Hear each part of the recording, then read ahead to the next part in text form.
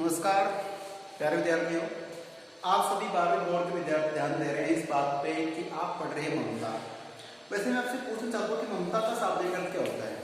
तो मुझे लगता है बहुत फटाफट आंसर देते हैं। आजकल मैं आपकी तारीफ करना नहीं बोलूँगा कि आप तारीफ के काबिल हैं, क्योंकि मैं जब भी डाउट्स क्लास में पढ़ाई में चीज़ें पूछता हूँ तो बहुत ही शानदार सटीक आंसर देते हैं।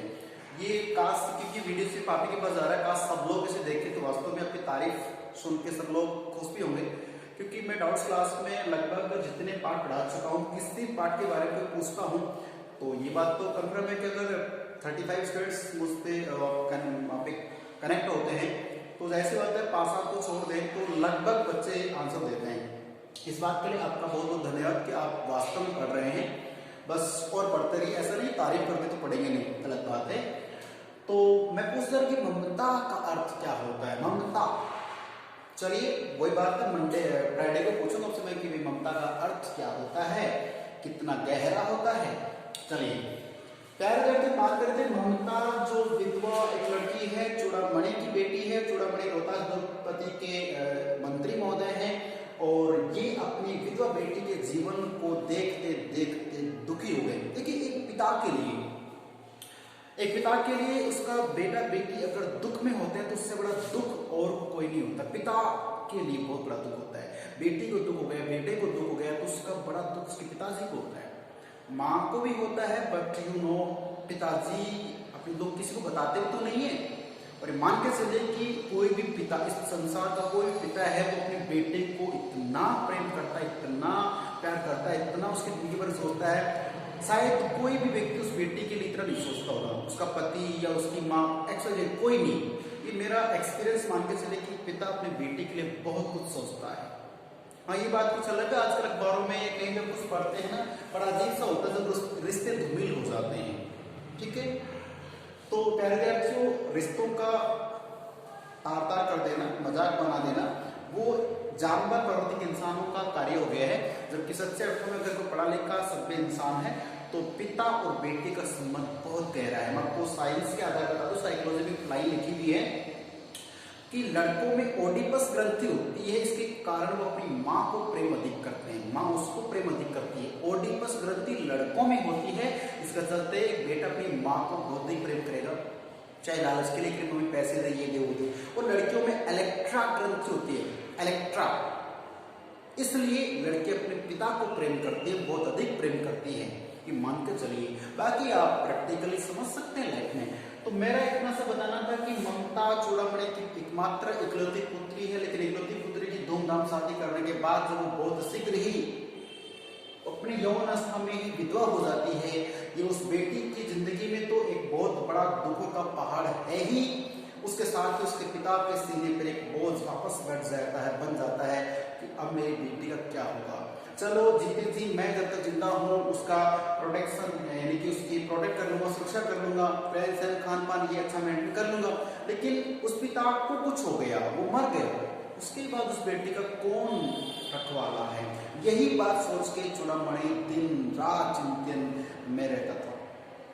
और इसके चलते हुए न चाहते हुए भी उन्होंने क्या किया, मैं आपको बताता हूं यहाँ पे कि चूड़ामणि अपनी बेटी के लिए चिंतित रहते थे। अतः उन्होंने ममता के भाभी बोले तो आने वाले आगे फ्यूचर लाइफ की बात करें तो आगे आने वाला जो जीवन है उस जीवन के लिए पठान, एक शेरशाह सुनी वही बात करते हैं।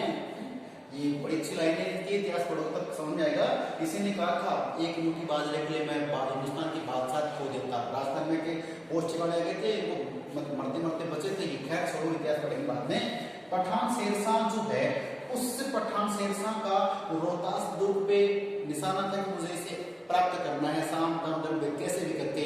तो मंत्री चूड़ामणि क्या करते हैं, उससे उत्कोच रूप में, लालच में, रिश्वत में ये किला उनको सुपर्द करने के लिए, लालच एक उत्कोच के रूप में अर्थात संधि के रूप में मानो, लालच के रूप मानो, क्या ले लेते हैं उसके रूप में काफी बहुत अधिक मात्रा में स्वर्ण, बोले तो सोने की मुद्राएं, असरफियां वो प्राप्त कर लेते हैं। किससे?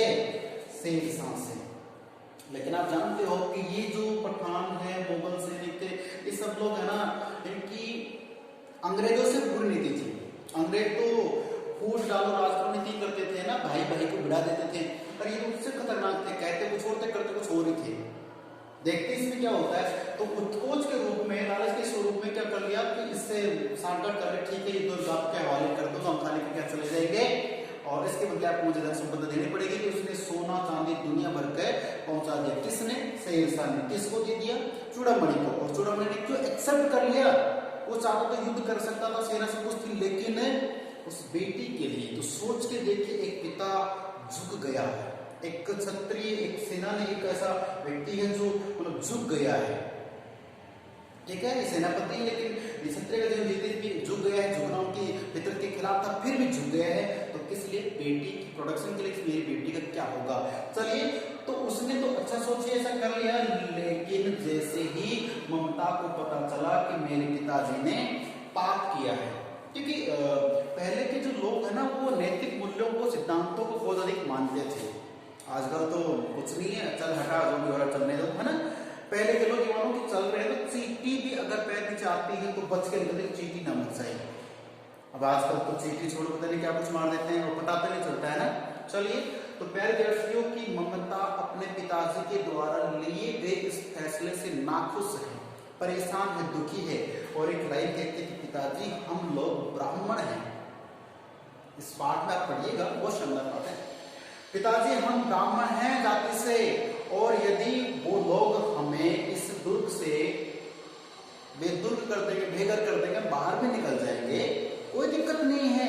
इस समाज में, इस दुनिया में हम दो मुट्ठी ना चाहिए, सुबह शाम का हम मांग के भी तो खा सकते हैं। ऐसी लाइन कही, कमाल की बात है कि पिताजी हम जाति से ब्राह्मण हैं और हमारे देश में काफी लोग तो हैं, अगर हम दुर्ग से निकाल दी जाएंगे कोई दिक्कत नहीं, पेट ही तो भरना है, तो कहीं से मांग के भी भर सकते हैं, कहीं भी पेट की छाया में हम रह के देने पर कर सकते हैं। लेकिन ये धब्बा लग जाएगा कि आपने दुश्मन से लालच स्वरूप ये सोना चांदी लेकर के अपना पूरी जिंदगी में जो आपने ईमानदारी से यहाँ पे कर्तव्य निभाया, उसको आप ऐसे ही छोड़ दोगे।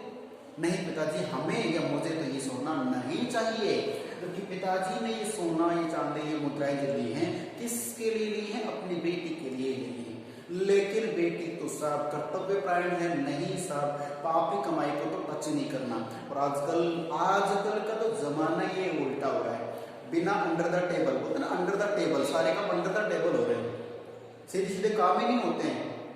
चाहे एग्जाम्स कर लीजिए, आए दिन आप अखबारों पढ़ रहे हैं, कैसे कैसे पर्चे आउट हो रहे हैं, फिर भी साहब चल रहे हैं, काम हो रहा है, लोग मानने के लिए तैयार नहीं कि एग्जाम में पेपर आउट भी और नहीं, ये सब चल रहे हैं।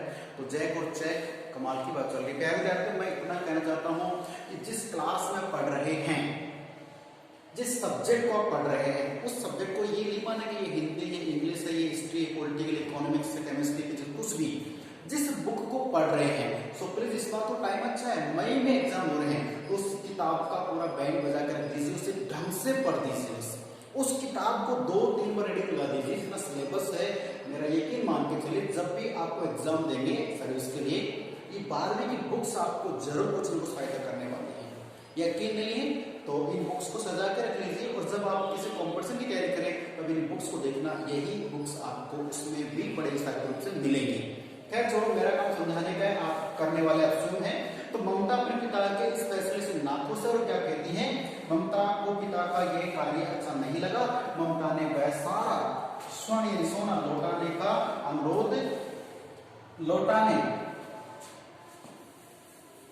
अनुरोध किया पिता से कि पापा जी ये इसे वापस कर दीजिए, पर वैसे निकल लेंगे, ऐसी कोई दिक्कत नहीं। लेकिन पिताजी है कि अब हम ऐसा नहीं कर सकते हैं, और अब क्या घटना घटित होने वाली है, क्योंकि ये तो पठान साहब शेरशाह जी हैं, इसके बाद ये मारकाट भी करने वाले हैं यहाँ पे, ठीक है, पैसा भी देंगे और वो पैसा खुद ही रख लेंगे, ठीक है, फिल्मी स्टाइल से यहाँ पे कहानी बनने वाली है। तो क्या होगी कहानी, जानने के लिए देखना जरूरी है। अगला एपिसोड नहीं बोलूंगा, अगला वीडियो बोलूंगा, ठीक है। तब तक नमस्कार, धन्यवाद, खुश रहिए, पढ़ते रहिए।